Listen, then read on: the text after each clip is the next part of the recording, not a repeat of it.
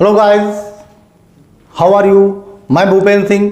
आज हम आपके लिए लेकर आए हैं इंटरमीडिएट सिलेबस का एक बहुत ही इंपॉर्टेंट चैप्टर जिसका नाम है सिंटैक्स। तो सिंटैक्स के तहत पहले सिंटैक्स का अर्थ हम जान लेते हैं क्या होता। सिंटैक्स का अर्थ ही होता है वाक्य रचना। कैसे हम दिए गए सेंटेंस में आई हुई त्रुटियों को दूर करके जब उनको हम एक प्रॉपर सीक्वेंस में सही लिखते हैं तो वही हमारा कहलाता है सिंटैक्स। तो सिंटैक्स में कई प्रकार की त्रुटियां आती हैं जिनको हमको सही करना होता, जैसे syntax of noun, syntax of pronoun, syntax of verb, syntax of adjective. लेकिन हम शुरू करते हैं सिंटैक्स ऑफ आर्टिकल से। तो जैसा कि आप सबको पता है, आर्टिकल्स दो प्रकार के होते हैं। एक होता है डेफिनेट आर्टिकल और एक होता है इनडेफिनेट आर्टिकल। तो डेफिनेट आर्टिकल के तहत आता है द और इनडेफिनेट आर्टिकल के तहत आता है ए और एन।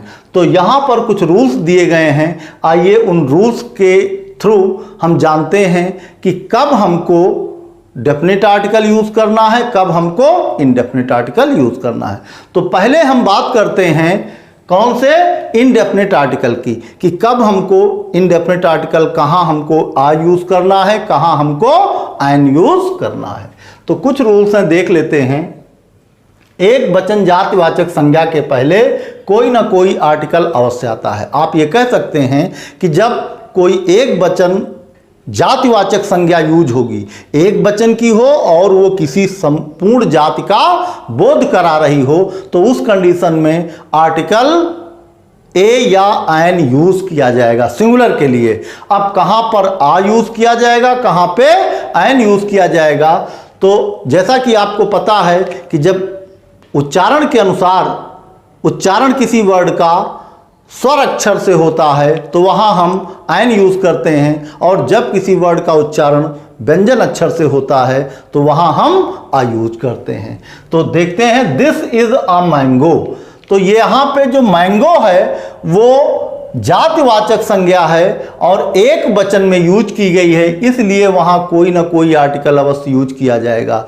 तो आर्टिकल चूंकि एक वचन संज्ञा है तो लाजमी है कि चाहे हम आ यूज करें चाहे एन यूज करें। क्योंकि मैंगो का जो प्रोनाउंसिएशन करते हैं तो हम पाते हैं मैंगो का उच्चारण व्यंजन से होता है, इसलिए या व्यंजन अक्षर से होता है, इसलिए यहां क्या यूज किया गया, आ। अगला एग्जांपल देखते हैं, he bought an ink pot. तो इंक पॉट के पहले एन यूज किया गया, क्यों? क्योंकि इंक पॉट जो है एक वचन संज्ञा है और इंकपॉट एक जाति का बोध कराती है या जातिवाचक संज्ञा है, पूरी इंकपॉटों की एक कैटेगरी का बोध कराती है। तो इसलिए इंकपॉट का उच्चारण चूंकि स्वर अक्षर से होता है, इसलिए इसके पहले आर्टिकल एन यूज कर लिया गया। आगे देखते हैं दूसरा रूल, सिंगुलर नाउन से पहले उच्चारण के अनुसार ए तथा एन का प्रयोग किया जाता है। तो सिंगुलर नाउन से पहले कब हम ए यूज करेंगे, कब हम एन यूज करेंगे। तो छोटी क्लासों में आप पढ़ चुके हैं कि जब किसी वर्ड को इंग्लिश अल्फ़ाबेट से शुरू किया जाता है या इंग्लिश अल्फ़ाबेट के वावल लेटर से जब कोई वर्ड शुरू होता तो उसके पहले अमूमन आप एन यूज करते थे, और अगर कोई वर्ड इंग्लिश के कॉन्सोनेंट लेटर से शुरू होता है तो उसके पहले हम आ यूज करते थे। लेकिन चूंकि अब हमको देखना है कि उच्चारण उसका स्वर से होता या व्यंजन से। अब इंग्लिश अल्फ़ाबेट के अकॉर्डिंग ही हम ए एन यूज नहीं कर सकते, जब तक हम उसका हिंदी वर्णमाला के अकॉर्डिंग प्रोनाउंसिएशन करते हैं। तो उसके अकॉर्डिंग अगर हिंदी वर्णमाला के स्वर अक्षर से कोई शब्द उच्चारित होता है तो वहां हम एन यूज करेंगे, और अगर हिंदी वर्णमाला के व्यंजन अक्षर से किसी शब्द की उच्चारत या उच्चारण होता है तो उस कंडीशन में हम आ यूज करेंगे, भले ही वो वर्ड इंग्लिश के वावल लेटर से ही क्यों ना शुरू हुआ हो। आइए देख लेते हैं, कुछ एग्जाम्पल दिए गए हैं। जैसे यहाँ लिखा है आ यूरोपियन। तो यूरोपियन में ई लेटर से यूरोपियन वर्ड जो है उसकी शुरुआत हुई है ई वर्ड से, और ई हमें इंग्लिश अल्फ़ाबेट में वावेल में मिलता है, जैसा कि पता हमें वावेल कौन कौन से होते हैं, ए ई आई ओ यू। तो ई से शुरू हुआ है, उसके अकॉर्डिंग हमें आयन यूज करना चाहिए था, लेकिन जब हम इसका प्रोनाउंसिएशन करते हैं तो प्रोनाउंसिएशन इसका होता है या अक्षर से। यूरोपियन का जब हम प्रोनाउंसिएशन करते हैं तो वो प्रोनाउंसिएशन होता है या अक्षर से, और या जो है वो हिंदी वर्णमाला में किस कैटेगरी में आता है, व्यंजन में आता है, स्वर में तो आता नहीं। तो व्यंजन अक्षर से इसका उच्चारण होने के कारण इससे पहले आ यूज किया गया है, भले ही ये वर्ड इंग्लिश अल्फाबेट के वावेल लेटर से क्यों ना शुरू हुआ हो। अगला एग्जांपल देखते हैं, अ यूजफुल बुक। यहां पे यूजफुल, यू जो है वो इंग्लिश अल्फाबेट का वावेल है, और जब प्रोनाउंसिएशन करते हैं यूजफुल का तो हमें हिंदी वर्णमाला के या अक्षर से इसका उच्चारण मिलता है, और या जो है वो हिंदी वर्णमाला का किस में आता है, व्यंजन में आता। तो इसलिए हम useful, a useful book, sorry use book नहीं है बल्कि होना चाहिए यूजफुल बुक। तो अ यूजफुल बुक, हम ये कह सकते हैं कि यूजफुल के पहले, चूंकि यूजफुल का उच्चारण किससे हुआ है, या अक्षर से, इसलिए इसके पहले क्या यूज हुआ, आ यूज हुआ। आगे देखते हैं, a university. University English alphabet के वावेल लेटर से शुरू हुआ है, लेकिन जब इसका हम प्रोनाउंसिएशन करते हैं तो वो या अक्षर से होता है, इसलिए इसके पहले भी आ यूज किया गया है। अगला आता है आपका INMP। वैसे तो M जो है इंग्लिश अल्फाबेट का कॉन्सोनेंट है, और लेकिन जब उसका हम प्रोनाउंसिएशन करते हैं तो MP, जब M का प्रोनाउंसिएशन करते हैं तो हम पाते हैं कि M का प्रोनाउंसिएशन हिंदी वर्णमाला के ए अक्षर से होता है, और ए जो है हिंदी वर्णमाला के स्वर में आता है, और इसलिए MP के पहले आयन यूज किया गया है। अब आगे देखते हैं, यदि शब्द यच अक्षर से शुरू हुआ हो। अगला एग्जांपल रूल देखते हैं, मान लीजिए कोई वर्ड जो है वो एच अक्षर से शुरू हुआ है और उसका उच्चारण हा से है।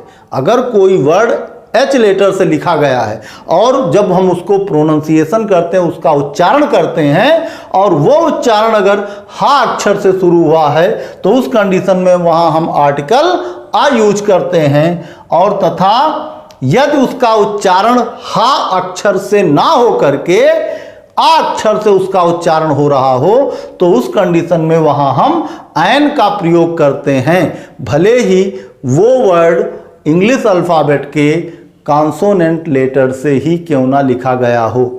आइए देखते हैं एग्जांपल। यहां लिखा है एन आवर।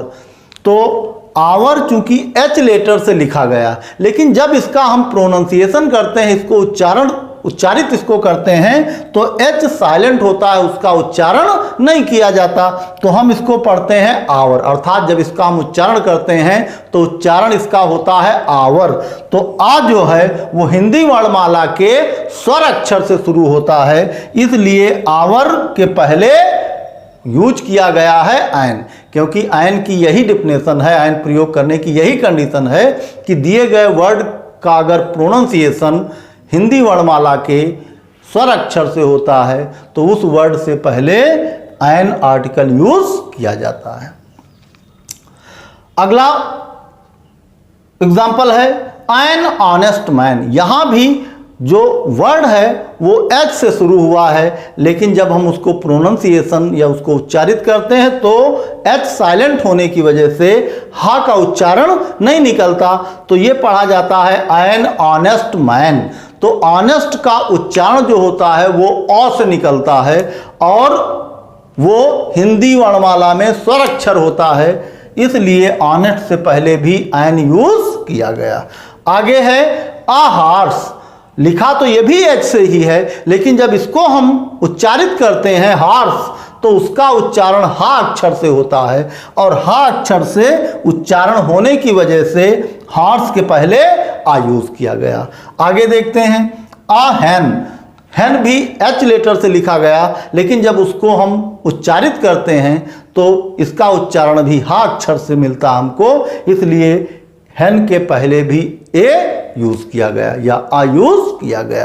तो ये कुछ इनडेफिनिट आर्टिकल्स हैं जो हमें प्रयोग करने होते हैं, लेकिन इनका प्रयोग डिपेंड करता है उस वर्ड के उच्चारण पे जिस वर्ड से पहले इनको यूज किया जाता है। ये जरूरी नहीं है कि ए एन हर वर्ड के पहले यूज होगा, मतलब ये वो आर्टिकल्स हैं, इनका प्रयोग जहां आवश्यकता होगी वहां होगा, लेकिन ये जरूरी नहीं है कि हर उस वर्ड से पहले हो जिसका उच्चारण एच ना हो करके या हा ना हो करके आ हो रहा हो। हाँ, वो वर्ड अगर आपके नाउन हैं, सिंगुलर में यूज हुए हैं, तो उन वर्डों के पहले ही आ या एन यूज किया जाता। जो नाउन किसके होते हैं? सिंगुलर के।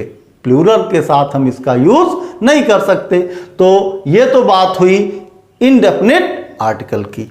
और अब हम बात करते हैं डेफिनिट आर्टिकल्स की। डेफिनिट आर्टिकल्स में हमारा आता है द। तो हम देखते हैं कहां हम डेफिनिट आर्टिकल यूज करेंगे, किन कंडीशंस पे डेफिनिट आर्टिकल्स यूज किए जाते हैं, कहां यूज किए जाते हैं और कहां इनका यूज वर्जित है। आइए आगे देखते हैं। तो आइए देखते हैं कि किन कंडीशन पर या किन नाउन से पहले हम डेफिनिट आर्टिकल द का प्रयोग करते हैं। यहां पे दिया हुआ है material noun, proper noun and abstract noun से पहले आर्टिकल प्रयोग नहीं किया जाता। तो आप ये कह सकते हैं कि अगर आपका नाउन या आपकी संज्ञा कोई मटेरियल नाउन हो, मटेरियल नाउन का मतलब हुआ कि जिन चीज़ों से कोई दूसरी चीज़ बन सकती है उसको हम कहते हैं मटेरियल नाउन। जैसे आपका गोल्ड हुआ, सिल्वर हुआ, ये सारी चीज़ें किस में आती हैं? मटेरियल नाउन में। तो एक तो मटेरियल नाउन से पहले द का प्रयोग सामान्य अर्थों में नहीं किया जाता, या मटेरियल नाउन से पहले सामान्य अर्थों में आर्टिकल का प्रयोग नहीं किया जाता। और प्रॉपर नाउन से पहले भी, प्रॉपर नाउन क्या है? कोई भी नाम, राम, श्याम, मोहन, गीता, मीता, रीता, कोई भी नाम आप कह लो, प्रॉपर नाउन से पहले किसी भी कंडीशन में कोई आर्टिकल यूज नहीं किया जाता। और उसी तरह अब्स्ट्रैक्ट नाउन, अब्स्ट्रैक्ट नाउन होती हमारी भाववाचक संज्ञा। तो अब्स्ट्रैक्ट नाउन से पहले भी हम कोई आर्टिकल यूज नहीं करते हैं। तो ये तो वो कंडीशन है कि इन चीज़ों से पहले हमें सामान्य अर्थ में या सामान्यतः इनका प्रयोग से पहले या सामान्यतः इन नाउन से पहले, चाहे वो अब्स्ट्रैक्ट हो, चाहे मटेरियल हो, चाहे प्रॉपर हो, इन नाउन के पहले सामान्य अर्थों के लिए हम या सामान्य अर्थ में हम आर्टिकल यूज नहीं करते। लेकिन हाँ, ऐसा भी नहीं कि हम इनके पहले किसी भी कंडीशन में द यूज नहीं कर सकते या आर्टिकल द यूज नहीं कर सकते किसी कंडीशन में, ऐसा भी नहीं। हाँ, एक कंडीशन है कि अगर अब्स्ट्रैक्ट नाउन से पहले या अब्स्ट्रैक्ट नाउन का प्रयोग किसी विशेष व्यक्ति के लिए किया गया हो, तो उस कंडीशन में हम आर्टिकल द यूज कर सकते हैं। जैसे एक एग्जांपल आप देख लें, honesty is the best policy दिया गया है, honesty is the best policy. तो ये द आप मत देखिएगा, क्योंकि ये द जो है ये बेस्ट से पहले यूज हुआ है। बेस्ट हमारी सुपरलेटिव डिग्री, हम बात कर रहे हैं आर्टिकल की। तो यहां पर ऑनेस्टी से पहले आर्टिकल द यूज नहीं हुआ है और ना होगा सामान्य अर्थों में। लेकिन यही सेंटेंस अगर हमको ऐसे कहना हो कि the honesty of Ram, the honesty of Ram can not be doubted, मतलब राम की ईमानदारी पर शक नहीं किया जा सकता, तो उस कंडीशन में हम ऑनेस्टी से पहले द यूज कर सकते हैं, आर्टिकल यूज कर सकते हैं। लेकिन कब? जब उस ऑनेस्टी का प्रयोग किसी विशेष व्यक्ति के लिए दर्शाया गया हो, सामान्य अर्थों में उसका प्रयोग न किया गया हो, क्योंकि यहां ऑनेस्टी सबके लिए नहीं कही गई, ये ऑनेस्टी की गई है, कही गई है किसके लिए? राम के लिए। तब जब कोई अब्स्ट्रैक्ट नाउन किसी विशेष व्यक्ति के लिए यूज किया जाता है, उस कंडीशन में हम अब्स्ट्रैक्ट नाउन के पहले द यूज कर सकते हैं। जैसे the honesty of Ram can not be doubted.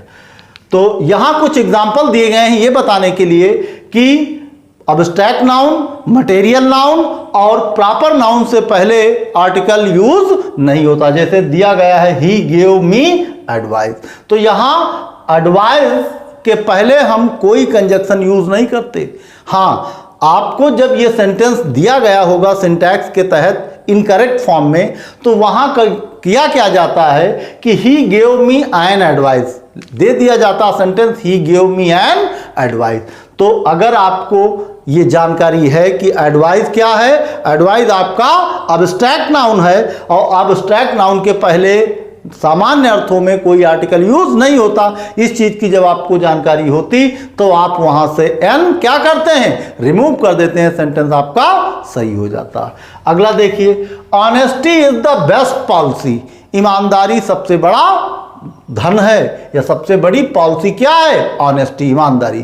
तो जब इसी सेंटेंस को सिंटैक्स आर्टिकल के लिए दिया जाता तो क्या जाता है, ऑनेस्टी से पहले आर्टिकल यूज कर लिया जाता है और सेंटेंस लिख दिया जाता है the honesty is the best policy. तो उस कंडीशन में आपको ये जानकारी होनी चाहिए कि अब्स्ट्रैक्ट नाउन से पहले हम सामान्य अर्थों में आर्टिकल यूज नहीं करते हैं। इसका एक एग्जांपल और है, love is its own reward, और यहां पे दिया है virtue is its own reward, मतलब गुण जो है वो अपने आप में एक बहुत बड़ा पुरस्कार है।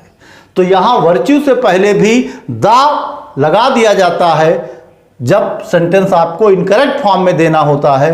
तो आप उस वर्च्यू से पहले यह ध्यान रखिए कि कोई भी अब्स्ट्रैक्ट नाउन होगा सामान्य अर्थों में उसके पहले हम आर्टिकल यूज नहीं करेंगे, ना केवल अब्स्ट्रैक्ट नाउन में। यह बात आपको ध्यान रखनी है, प्रॉपर नाउन और मटेरियल नाउन से पहले द आपको यूज नहीं करना।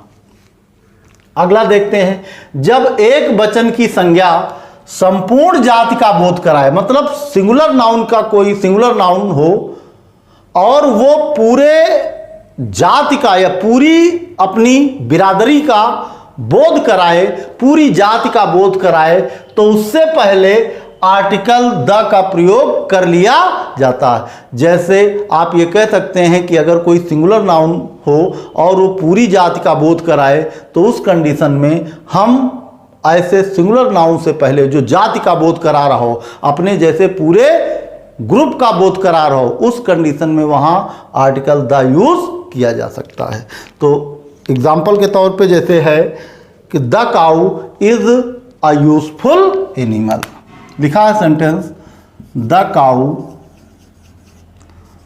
Cow is useful animal. आप ये कह सकते हैं कि यहां पर द काउ जो है सिंगुलर एक वचन की संज्ञा है और एक वचन की संज्ञा होने के साथ साथ ये काउ जाति का बोध करा रहा, गायों की जाति का बोध करा रहा है। एक वचन का सिंगुलर नाउन है लेकिन पूरे जाति का बोध करा रहा, इसलिए काउ से पहले क्या यूज हुआ है, आर्टिकल द। दूसरा एग्जांपल देख लेते हैं। मान लीजिए एग्जांपल दिया है the dog is the conjunction use, sorry the article use किया गया, the dog is faithful animal,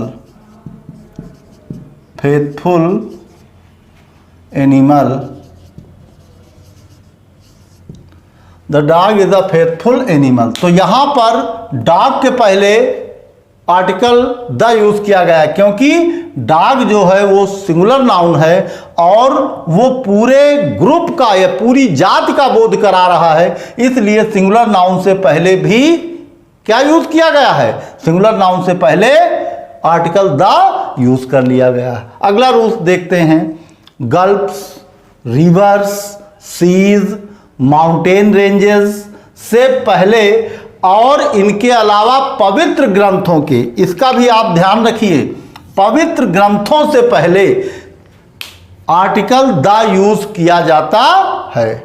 इन सबके पहले क्या यूज कर लिया जाता, द।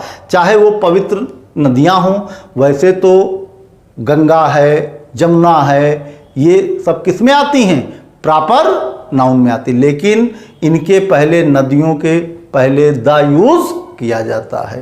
तो रिवर्स के पहले हम आर्टिकल द यूज करेंगे, सीज और जो समुद्र के नाम हैं उनके पहले भी हम आर्टिकल द यूज कर लेते हैं। The Arabian Sea, the Black Sea, the और कई सारे सी हैं, Black Sea, Red Sea, Arabian Sea, इन सब के पहले हम आर्टिकल द यूज कर लेते हैं। तो ये तो बात हुई सी की। अब माउंटेन रेंजेस, द हिमालयाज, लेकिन एक चीज आपको ध्यान रखनी है, माउंट एवरेस्ट से पहले आप आर्टिकल द यूज नहीं करेंगे। द हिमालयाज, माउंटेन रेंजेस, जो भी पर्वत श्रृंखलाएं हैं उनके पहले आप द आर्टिकल यूज कर सकते हैं। और अब आती है बात पवित्र ग्रंथों की। जो भी पवित्र ग्रंथ हैं उनके पहले भी आर्टिकल द यूज किया जाता है। The Mahabharat, the Ramayan, the Veda, the Bible, the Quran, कोई भी जो पवित्र ग्रंथ हैं, महान ग्रंथ हैं, उनके पहले भी हम आर्टिकल द यूज करते हैं। तो एग्जाम्पल के तौर पे आप देख सकते हैं, द रामायण, द रामायण पवित्र ग्रंथ के पहले हो गया। अब the Black Sea, the Black Sea, यहां भी समुद्र के नाम से पहले क्या यूज किया गया है?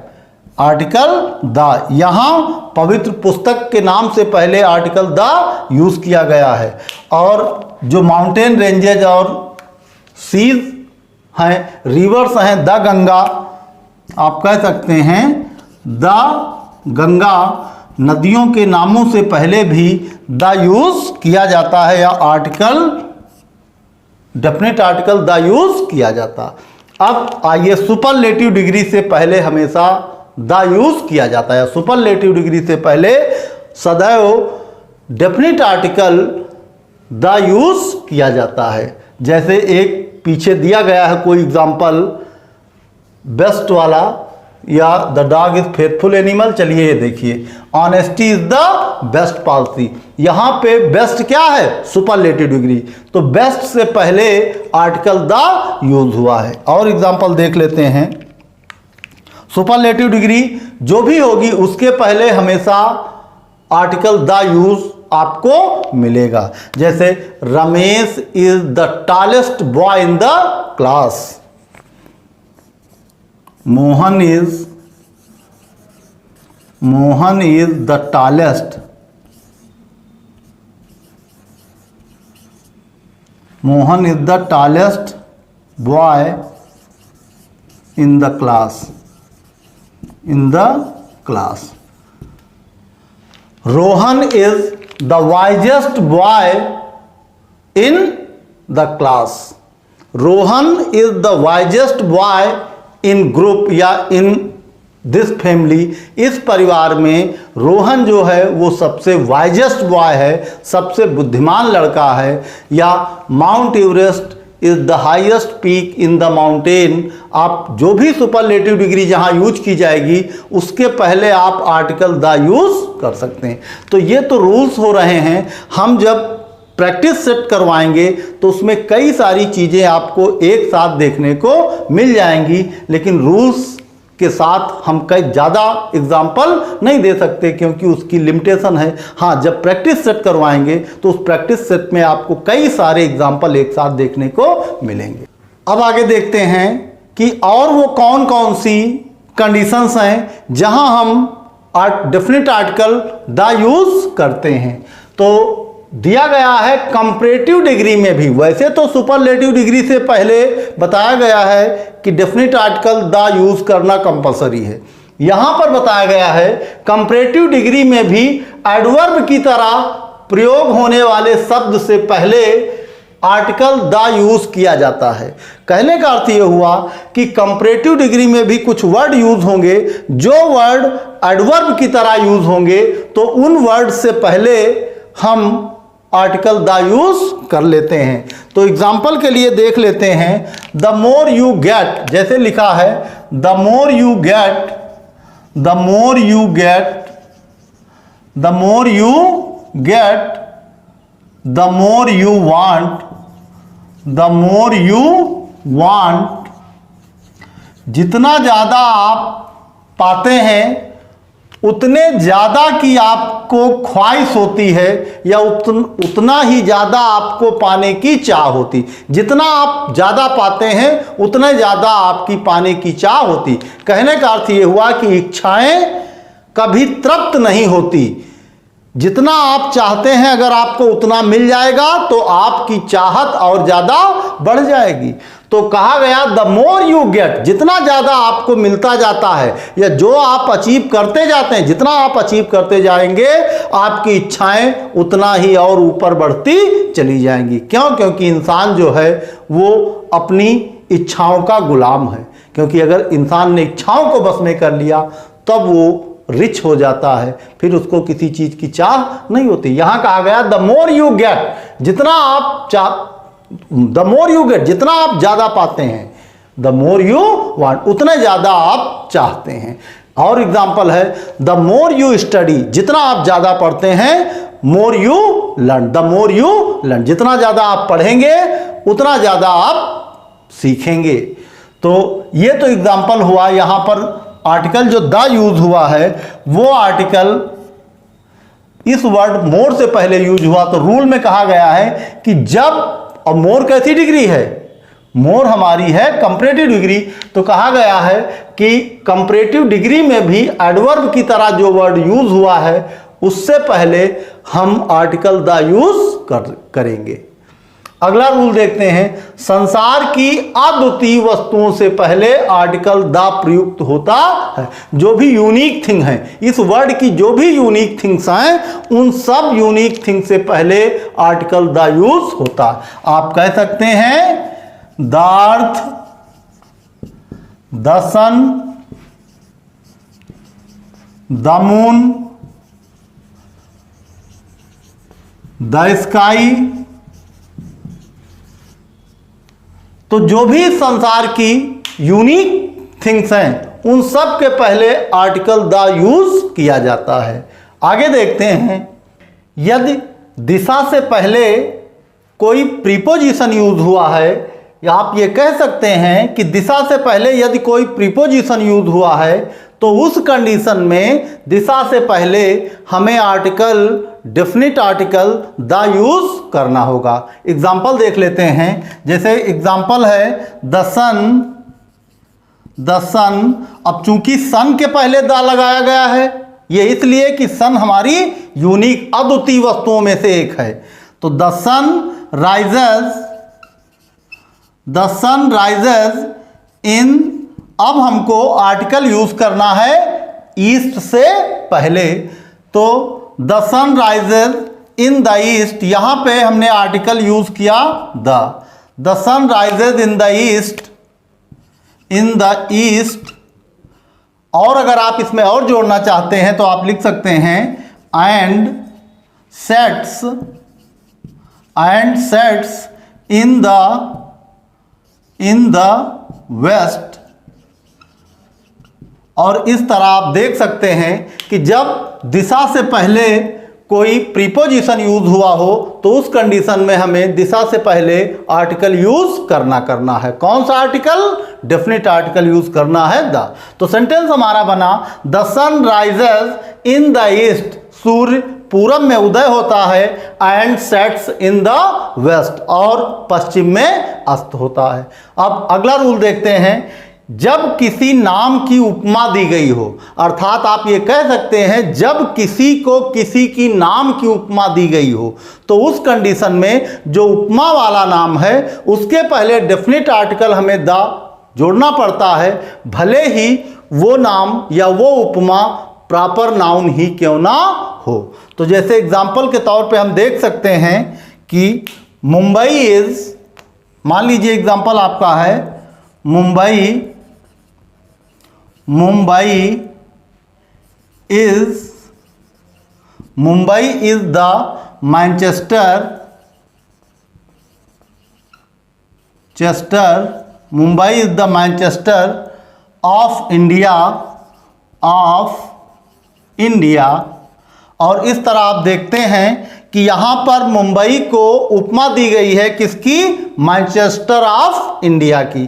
तो यहाँ पे जो मैनचेस्टर है ये उपमा वाला नाम है और इस नाम से पहले हमको डेफिनेट आर्टिकल द यूज करना होता। एक और एग्जांपल आप देख लीजिए। मान लीजिए दूसरा एग्जांपल दिया हुआ है, कालिदास